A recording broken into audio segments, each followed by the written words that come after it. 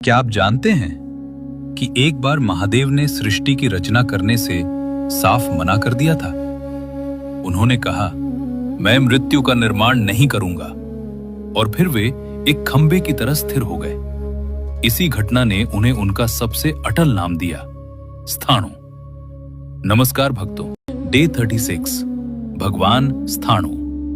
संस्कृत में स्थाणु का शाब्दिक अर्थ है सूखा हुआ वृक्ष या खंभा जो अपनी जगह से हिलता नहीं है। महाभारत और वायु पुराण में एक बहुत गहरी कथा है। सृष्टि के आरंभ में परमपिता ब्रह्मा जी ने भगवान रुद्र से कहा कि वे जीवों की रचना करें। रुद्र ने रचना शुरू की, लेकिन उन्होंने ऐसे जीव बनाए जो अजर अमर थे, जिन्हें न दुख था न मृत्यु।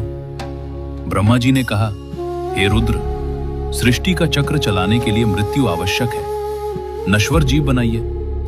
भगवान शिव करुणा से भर गए। उन्होंने कहा, मैं ऐसी सृष्टि नहीं रचूंगा जो दुख और मृत्यु भोगे। ये कहकर वे वन में चले गए और एक विशाल स्तंभ की तरह समाधि में स्थिर हो गए। उन्होंने गति त्याग दी, इसीलिए वे स्थाणु कहलाए। अब जानिए भगवान स्थाणु के बारे में एक अद्भुत रहस्य। शिवजी ही संसार में एकमात्र ऐसे देवता हैं जो दो विपरीत रूपों में पूजे जाते हैं। एक ओर वे नटराज हैं जो परम गति हैं, और दूसरी ओर वे स्थाणु हैं जो परम स्थिरता है। विज्ञान की भाषा में कहें तो स्थाणु पोटेंशियल एनर्जी हैं और नटराज काइनेटिक एनर्जी।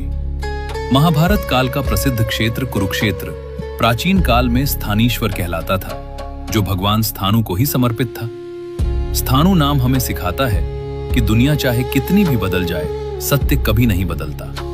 सत्य स्थाणु है, जो संकट के समय भी चट्टान की तरह स्थिर रहे, वही असली शिव भक्त है। अगर आप भी महादेव की तरह स्थिर मन चाहते हैं तो कमेंट में ओम स्थाणवे नमः लिखें। वीडियो को लाइक और शेयर करें और इटर्नल राग को सब्सक्राइब करें।